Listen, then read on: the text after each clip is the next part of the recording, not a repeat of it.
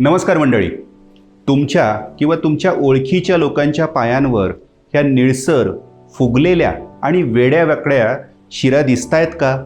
आणि पाय जड वाटतायत, ठणकपणा जाणवतोय म्हणजे वेदना जाणवतायत आणि रात्रीचा पायांमध्ये थकवा जाणवतोय. या आजाराला वैद्यकीय भाषेत व्हेरिकोज वेन्स असं म्हणतात. त्यामुळे हा फक्त सौंदर्याचा प्रश्न नाहीये, तर तुमच्या सर्क्युलेटरी सिस्टीममध्ये झालेला बिघाड दर्शवतो. त्यामुळे या आजाराचं आपण वैज्ञानिक भाषेत सविस्तर माहिती घेऊयात आणि आयुर्वेदिक उपाय काय आहेत त्याविषयी जाणून घेऊयात. आता यामागचं सायन्स काय सांगतं? आपल्या शरीरातील पायांमध्ये रक्त खालून वर हृदयाकडे नेण्यासाठी त्या रक्तवाहिन्यांमध्ये वॉल्स असतात की जे वन वे असतात आणि त्या वॉलच्या झडपांमध्ये जर काही बिघाड झाला तर रक्त वर जाण्याऐवजी तिथे साठायला लागतं आणि ह्या शिरा वेड्या-वाकड्या फुगतात आणि व्हेरिकोज वेन्स डेव्हलप होतात. हा आजार नेमका कोणत्या लोकांना होऊ शकतो? जे लोक दीर्घकाळ उभं राहतात, जसं की गृहिणी आहेत, पोलीस आहेत, राजकारणी आहेत किंवा शिक्षक आहेत. विशेषत्वाने या लोकांना हा आजार आढळताना दिसतो. ज्या लोकांमध्ये व्यायामाचा अभाव आहे किंवा IT इंजिनियर्स आहेत की जे दीर्घकाळ सतत 7-8 तास बसून काम करतात, अशा लोकांमध्ये सुद्धा व्हेरिकोज वेन हा आजार होताना आढळतो. ज्या लोकांमध्ये लठ्ठपणा आहे त्यांचा संपूर्ण शरीराचा भार हा त्यांच्या पायांच्या नसांवर पडतो आणि व्हेरिकोज वेन हा आजार होतो. तसेच स्त्रियांच्या मध्ये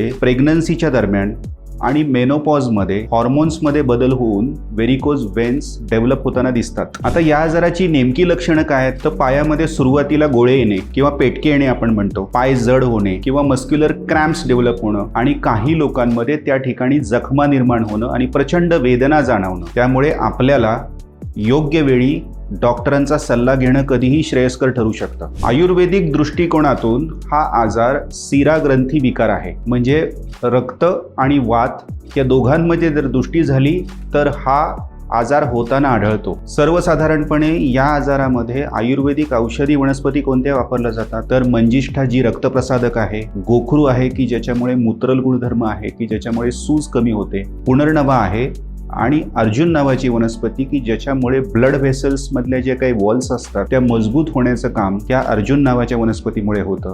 पण ह्या ज्या काही आयुर्वेदिक वनस्पती जरी असल्या तरी त्या डॉक्टरांच्या एक्सपर्ट सल्ल्याप्रमाणे घेणं श्रेयस्कर ठरू शकतं. घरगुती मसाजची योग्य पद्धत कोणती आहे? शक्यतो जोरदार दाब देऊ नका. तेल वापरताना खोबरेल तेल किंवा एरंडेल तेल गरम करून वापरा आणि मसाज करताना शक्यतो पायांच्या बोटांपासून गुडघ्याकडे म्हणजे उलट दिशेने की जेणेकरून रक्तप्रवाह खालून वर होईल हृदयाच्या दिशेनं, अशा पद्धतीनं मसाज करा. यामुळे तिथे जे साचलेलं रक्त आहे ते हृदयाकडे नेण्यासाठी मदत होते. जर तुम्हाला ऑपरेशन टाळायचं असेल तर हे 5 नियम पाळा. पायाखाली जर उशी ठेवली तर हृदयाच्या पातळीपेक्षा पाय जर उंच असतील तर रक्ताभिसरण सुधारण्यास मदत होते आणि हृदयाकडे रक्तपुरवठा सुरळीत होतो. एका जागी बसू नका. दर 5 मिनिटाला चाला. बसताना पाय क्रॉस करून बसू नका.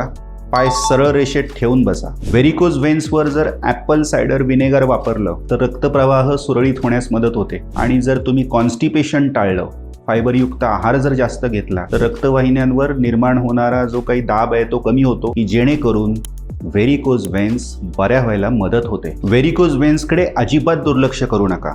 आयुर्वेद आणि मॉडर्न टेक्नॉलॉजीचा जर वापर करून घेतला तर यासारख्या आजारातून आपल्याला मुक्ती मिळू शकते. तुम्हाला हा जर व्हिडिओ जर खरंच माहितीपूर्ण वाटला असेल तर चॅनलला सबस्क्राईब करा, लाईक करा, कमेंट करा आणि मित्रमैत्रिणींना शेअर करण्यास विसरू नका.